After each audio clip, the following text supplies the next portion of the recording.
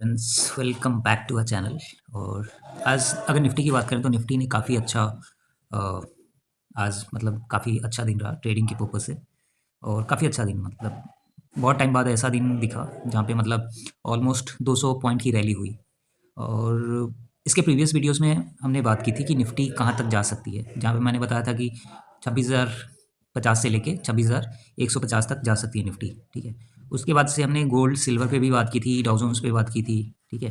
Different different even Japan पे बात की थी कि जापान में क्या हो रहा है, क्या चल रहा है। तो अभी दो तीन न्यूज़ है जिसके बारे में थोड़ा सा मैं बात करना चाहूँगा।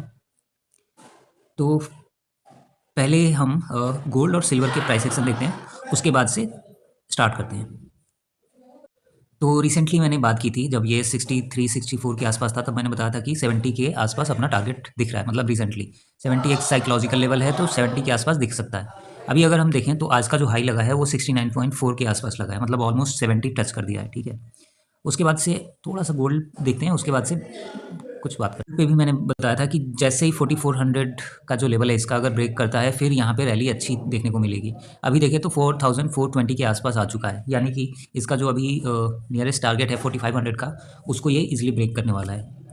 तो ऐसा क्या चल रहा है मार्केट में कि गोल्ड सिल्वर मतलब छप्पर फाड़ के रिटर्न दे रहे हैं और रुकने का नाम नहीं ले रहे हैं। ठीक है। तो ऐसा जब भी सिचुएशन आया है, कभी भी मतलब 2000 हो, 2002 हो, 2008 हो, इवन 2020 हो, जब भी गोल्ड या सिल्वर रिटर्न देना स्टार्ट कर देते हैं, पॉजिटिव चलते हैं, मतलब इतनी ज़्यादा रैली होती है, तो एक कॉशियस रहना पड़ता है, क्योंकि इक्विटी फिर क्रैश करना स्टार्ट कर देती है। बट अभी का मार्केट, अभी का जो सिनेरियो है, मतलब इससे पहले आज तक कभी नहीं हुआ।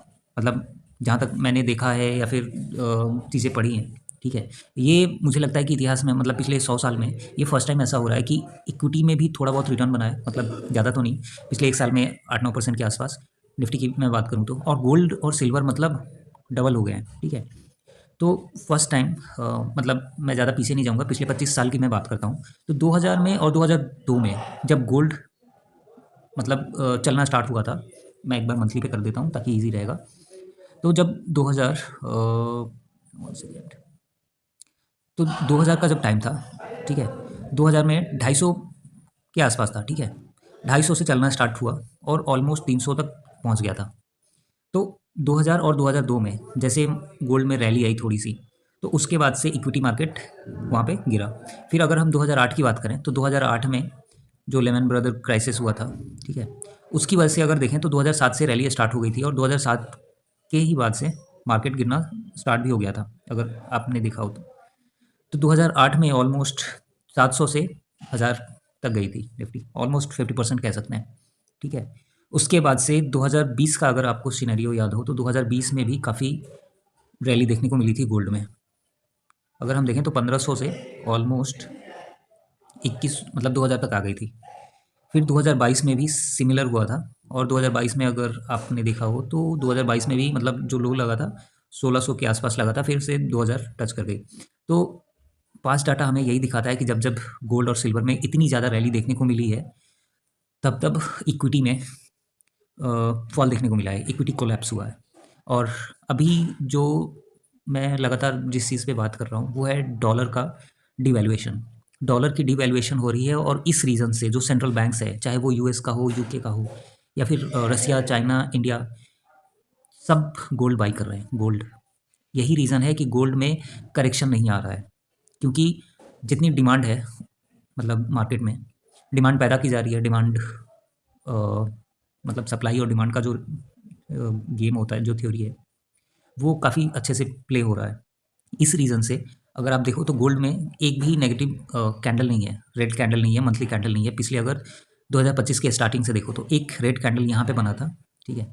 और यहाँ पे एक छोटी सी प्रॉफिट बुकिंग कह सकते हैं, क्योंकि फर्स्ट टाइम ये 4000 के ऊपर क्लोज हुआ था। मतलब फर्स्ट टाइम तो मतलब 3000 भी आया था, बट ऐसा लग रहा था कि मतलब 4400 का जो टारगेट था उसके आसपास आया था, फिर यहाँ से 4000 के आसपास आया था गोल्ड में।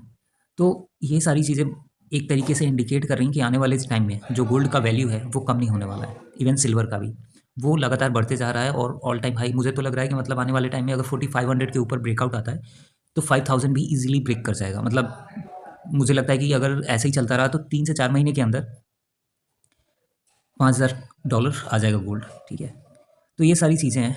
और सिल्वर पे भी हमने बात की थी। सिल्वर पे भी बताया था मैंने कि सिल्वर 70 तक जा सकता है और रिसेंटली देखें तो 60 के आसपास पहुंच भी चुका है। इसका जो टारगेट हमने दिया था 95 फिर 105 का, मुझे लगता है कि मार्च तक जैसे रैली चल रही है, मार्च से या फिर जून, हार्ड मतलब 1 साल के अंदर ये अचीव हो जाएगा। क्योंकि अगर हम देखें, उसके पहले हमने मतलब आरएसआई पे भी बात की थी कि जब आरएसआई इस लेवल पे गया है वहाँ पे करेक्शन देखने को मिली है।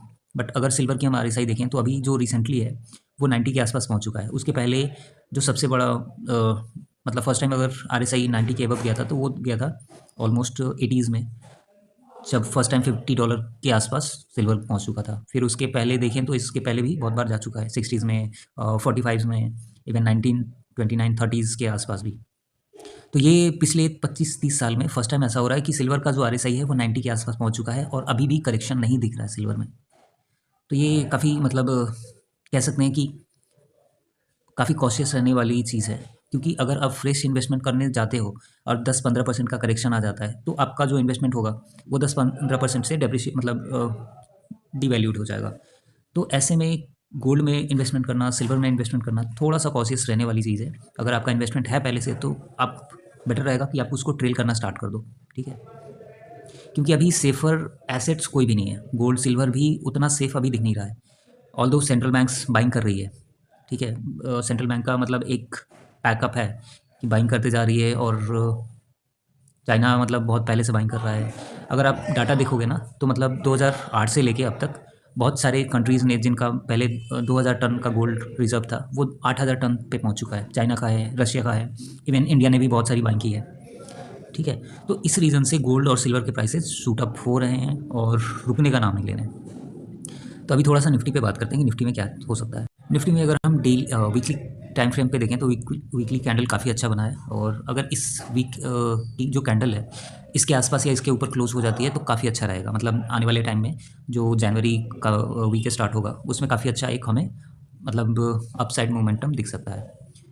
तो कल जैसे हमने बात की थी कि एक सेकंड, कल हमने बात की थी कि 26,050 के ऊपर जैसे ही ट्रेड करना स्टार्ट होता है फिर हमारा जो टारगेट रहेगा 26,200 के आसपास रहेगा। 26,200 का रेजिस्टेंस दिख रहा है। और रिसेंट अगर हाई की बात करें तो आज का हाई मतलब ऑलमोस्ट 26,175 के आसपास था।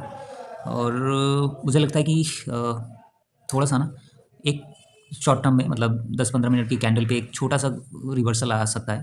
क्योंकि आरएसआई देखें 15 मिनट पे तो 67 के आसपास आ चुका है, ठीक है? तो अपना जो कल के लिए सपोर्ट रहेगा वो रहेगा अभी इस लेवल पे मतलब 26,120 के आसपास, ठीक है? और दूसरा रहेगा 26,050 के आसपास। फर्स्ट ये सपोर्ट रहेगा, सेकंड सपोर्ट ये रहेगा 26,050 का। क्योंकि कल वीकली एक्सपायरी भी है तो देखना पड़ेगा कि मतलब 26,200 अगर ब्रेक हो जाता है फिर हमें हो सकता है कि 26,280 से 26,320 का एक लेवल देखने को मिल जाए। बट उसके पहले 26,200 पे ब्रेकआउट आना चाहिए। क्योंकि अभी अगर हम देखें प्राइस एक्शन इसका 15 मिनट के टाइम फ्रेम पे तो मल्टीपल टाइम ये टेस्ट हो चुका है, ठीक है? यहाँ पे भी टेस्ट हो चुका है, यहाँ पे भी एक आया और यहाँ पे भी अभी टेस्ट ही हो रहा है। तो इस लेवल को जैसे ही ब्रेकआउट आया तो मेन लेवल ये आ जाता है अपना 26,200 का, 200-240 के आसपास। फिर नेक्स्ट लेवल अपना निकल के आएगा इस लेवल पे मतलब 26,300-320 के आसपास। तो 2 हर्डल हैं, एक तो 26,200 के ऊपर ब्रेकआउट है और दूसरा है 26,320 के आसपास। अगर कल या फिर आने वाले टाइम में 26,300 के ऊपर ब्रेकआउट आता है तो फिर 26,400 और 26,600 का नेक्स्ट टारगेट हम लेके चल सकते हैं। बैंक निफ्टी की बात करें तो बैंक निफ्टी में कुछ खास मोमेंटम हुआ नहीं और 200-300 पॉइंट की रेंज में ही था।